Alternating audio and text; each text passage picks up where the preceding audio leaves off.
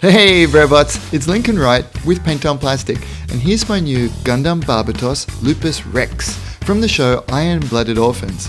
It's a 1/100 scale plastic injection kit from Bandai, finished in a very tight and scale-appropriate Japanese magazine style. In this video, I'll run through the paint steps with you.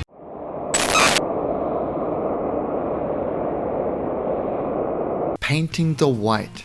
As I'd like to use custom colors and metallics on this project, I want to tie the look closely to what most folks will know the genre will expect, a nice muted cool white. Eyeballing my Gundam Color MS-01 white, it looks like there should be just enough left to make it through this project, so let's do it. It's a beautiful semi-gloss finish, durable and really looks the part. There are quite a few parts to airbrush, so let's mix up a small bottle to save us time having to come back and mix multiple times.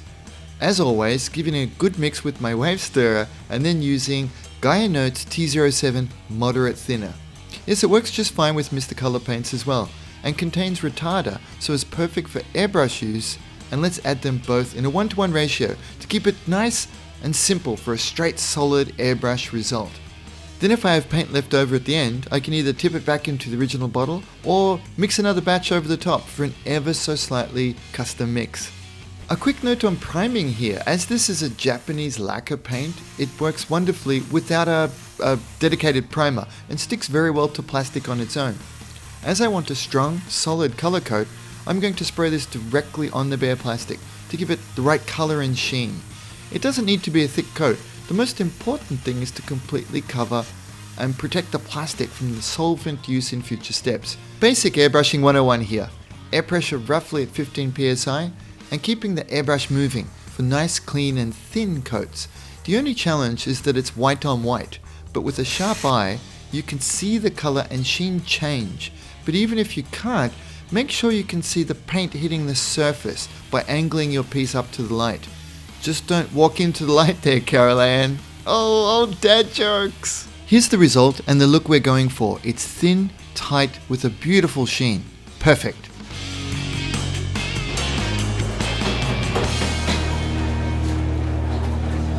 Step 2. Gaia Notes Evo Surfacer Black.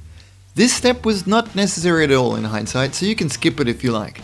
But I did it for two reasons. First was because the plastic had a few scratches on it from the building and cleaning up process, and I wanted to test out the surfacer properties by using it as a microfiller, and the result is that it does the job very nicely. Secondly, it was an experiment for me as I wanted to see what kind of finish the Gaia Notes Gunmetal sprayed over this.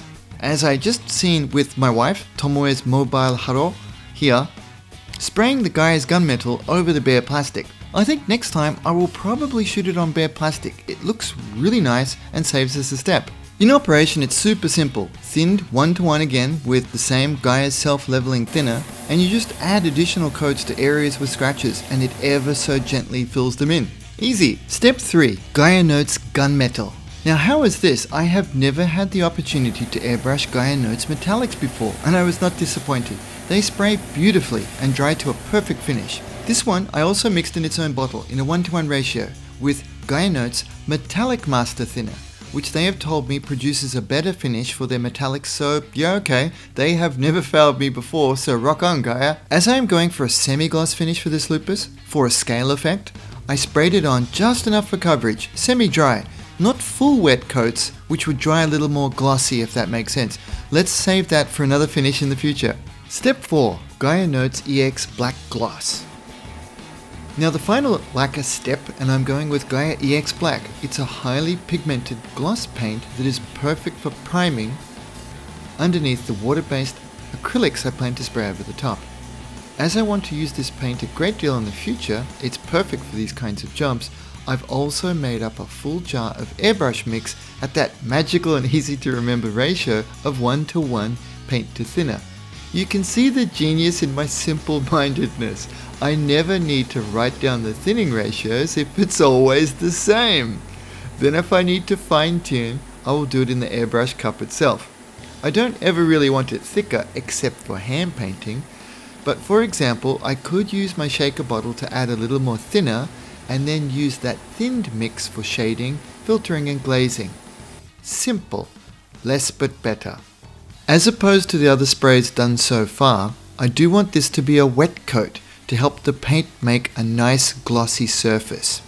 I will just mention in passing now that this is when I tested the Acrylicos Vallejo, the black glossy primer, and I won't be using it again, no, not anytime soon. The finish is fine, it is nice, black and glossy, but cleaning out of my airbrush was a bit of an ordeal, whereas these Gaia Notes paints clean out beautifully. It's very, very simple. I would actually like to try the Stynylrez, the paint from Badger, their gloss black primer, one day to compare how it is, but for now I'm spoiled with Gaia Notes and I have it here. If you already have mad skills with airbrushing gloss lacquers, you might want to go at this at full speed and get it done in one heavy spray. But I'm not that brave, so I approach it more methodically. If you're new to spraying lacquers like this is how I would suggest you do it. I like to build up a dry satin finish first, and then spray a little heavier just at the end, holding the piece up to the light to ensure I'm getting an even wet coat, and then backing off the instant the surface wets out. It's my understanding that in this way the paint can then dry down to a smoother finish that helps with the glossiness. The magic at work here is the lacquer solvent actually remelts those layers you've laid down underneath, and then they all settle down together in one mirror-like smooth finish. I will prime and base coat all the pieces that will be painted with metallics in this way, and now is when you need to take a little care in your parts separation, because all of a sudden they will all be gloss black. And if you haven't set them aside, it makes it hard to remember what was what. To help with this, I like to work in order of volume. So yellow pieces first, as they will then become gold, and put them aside in one spot. Then red, and lastly blue. It's a small thing, but good to practice and streamline your process to prepare you for working on more complex kits in the future. Or just to keep it nice and simple. We don't want or need any more stress in our lives, right?